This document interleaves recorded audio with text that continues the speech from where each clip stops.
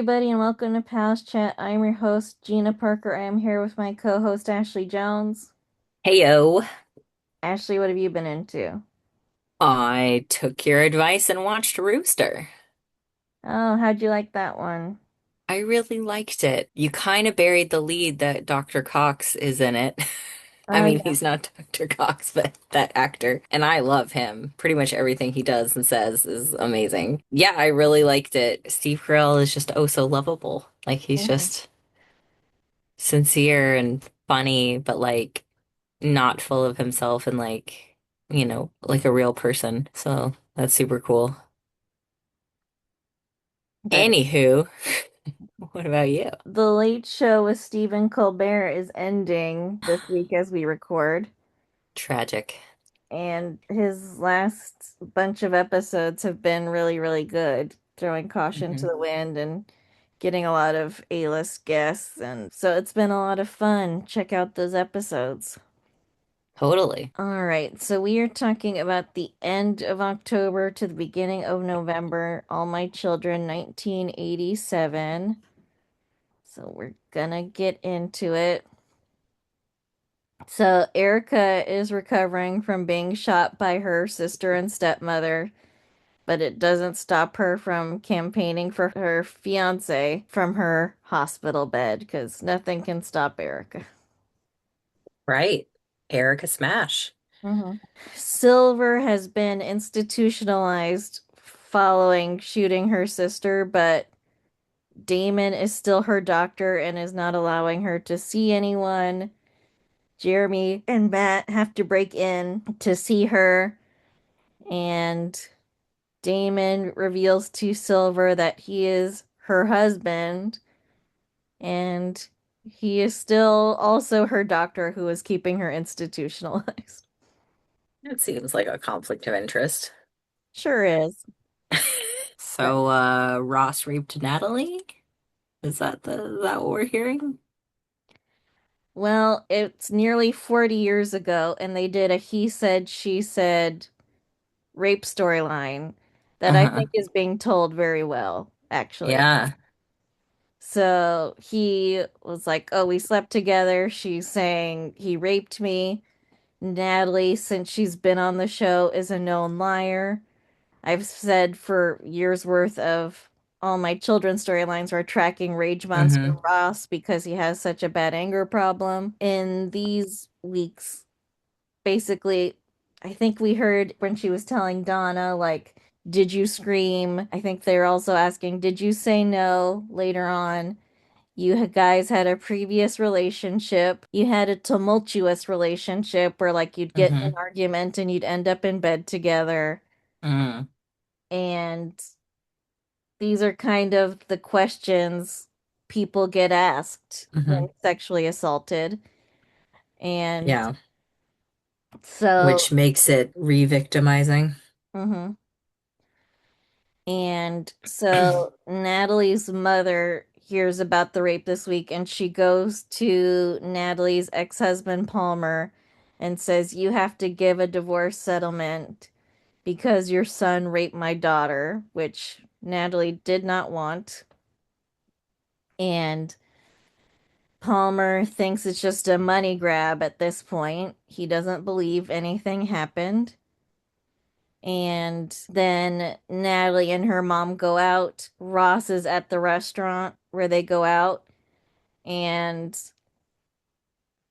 Natalie's mom insists on staying, and she says, he's very rich, he's very handsome, he doesn't need to rape anyone, which is a comment people make Hmm. about accused men. Hmm. And so I think the story as written, especially for the time 40 years ago, Hmm. is being handled incredibly well. Hmm. And I wanted to shout that out. But Right. Natalie is in a very bad position currently. Hmm. Natalie thinks about leaving town, but she's, you know, going through a lot mentally. And So she decides to get into therapy and press charges, but at this point in time, the DA doesn't move forward with Natalie's case because it's too messy at this point. I mentioned was behaving irrationally, and Hmm. now you know why. And I've been Mm. careful about how to phrase things because, as Right. told Sweetness, at the very end of the storyline, they kind of reveal what actually did happen. They never showed it on the show to this point. Mm. And so you, as the audience, are also wondering who's telling the truth, Ah. which is another way I think it was handled. The audience sort of becomes the friend going, "You're acting weird. What's going on?" Because she's been doing it for a few weeks now. As I Hmm. mentioned the last time we recorded or before that, like she's behaving very irrationally.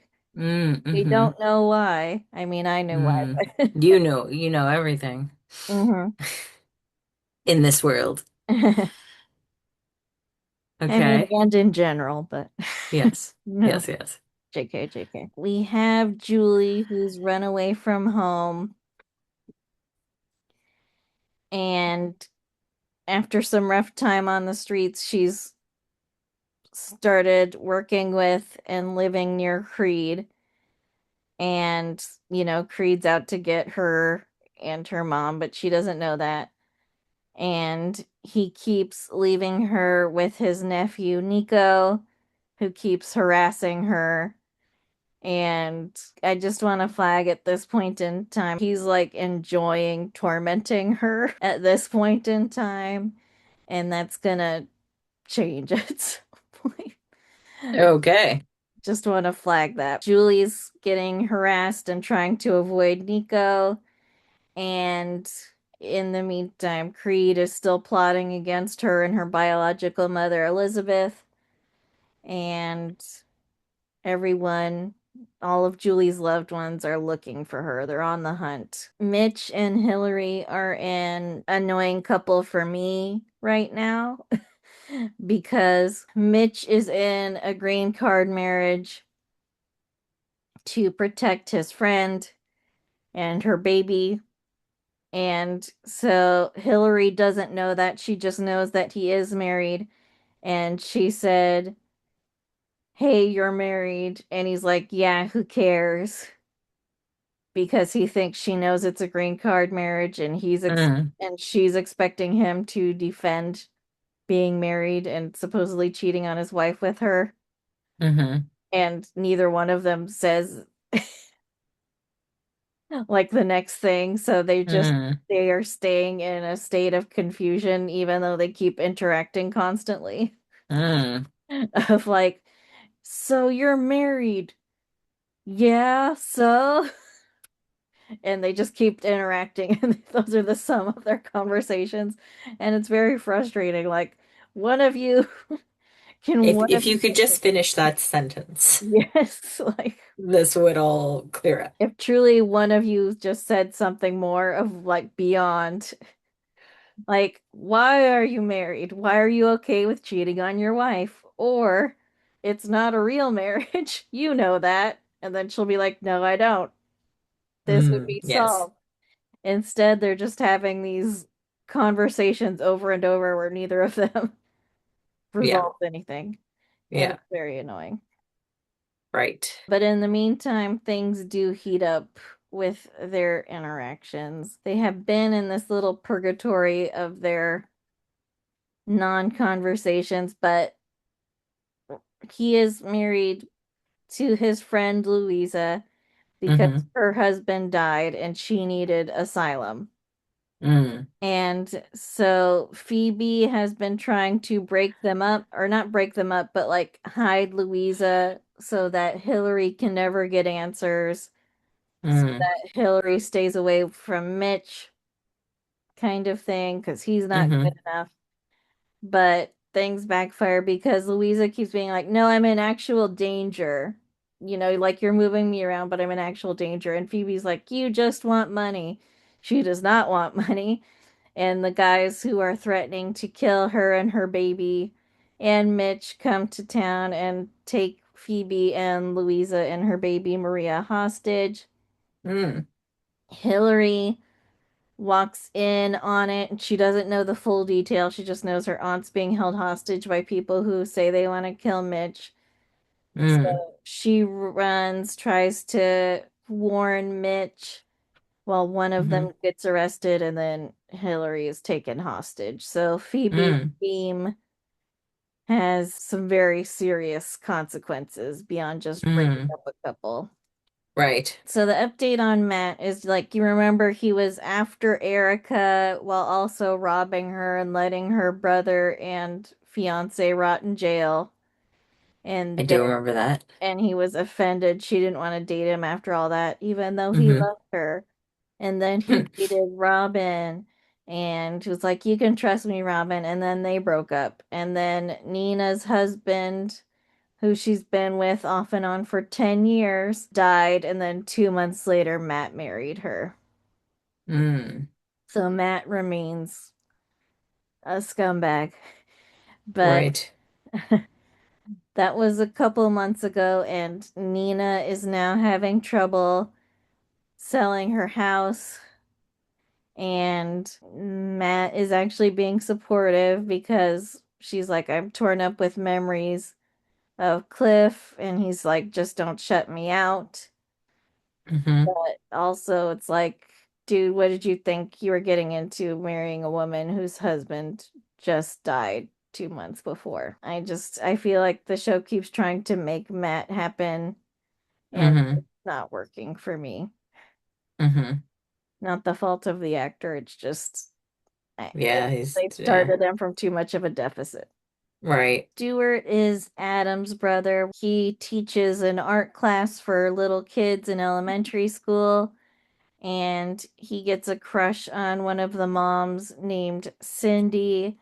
And so he keeps trying to get advice from people on how to, like, what do you do when you're in love? Mm. Since his brother is billionaire Adam Chandler and his niece is spoiled Sky Chandler, their advice is both get a gift. And Mm. so, not knowing what it's for, thinking he's just asking them. And so he decides to get a very expensive gift for Cindy in hopes that she'll love it and then love him. And then the last thing is Adam. He's a controlling type of guy. Yep. And so he decides to spy on his fiance, Brooke, and also on Erica's fiance, Travis, because he just dislikes Travis. So he's spying on them both separately at the moment. Okay. Busy. Winners and losers. I gotta say, my winner is Erica for, Mm, continuing to support her fiance while recovering from being shot. Nico for tormenting Julie. that's a good one. Stuart is my winner because he's, got a crush and he's happy for right now. On soaps, it's always just for right now, but he's got a crush, he's enjoying it. And my loser will be the Monteros, who are holding Phoebe and Hillary hostage and also threatening to kill a baby. That's not cool. I didn't really get That's into all that, but really not cool, man. also Wilma for hearing her daughter got raped. And I mean, her first instinct is to go get money out of her ex-husband, and her second instinct is to say, like, he's too rich and handsome to rape. Great, not great. Not great. Uh, No, no, I think realistic, possibly things you might hear, but not great. no. I did Not a want good mom moment. I did want to shout out our subscribers, Charles Snitchler, Anonymous 13 C 2000, Topo Street, Deepa Bijou. Hope I said all those right. Thank you for subscribing. We love you. We love you. You're all amazing and probably good looking. All right. Please like, subscribe, comment. Buy our merch. Support us on Patreon. We have some episodes for sale on Patreon right now. And Woohoo! we just had an interview with Amanda Baker Browning, who played Babe in our Nice. Love in the Afternoon. And in a couple weeks, we have an interview with Tanya Pinkins coming up, Broadway Awesome. Tony's award-winning star. Fabulous. All right, check those out. That is it for this week. Well, Well, bye. thank you for listening. Our theme song is Wouldn't It Be Nice by Sound Mirage featuring Lady Rand. Please rate and review, download, subscribe, all the things. And you can email us at amcrewatch@gmail.com. Thanks. Talk to you next week.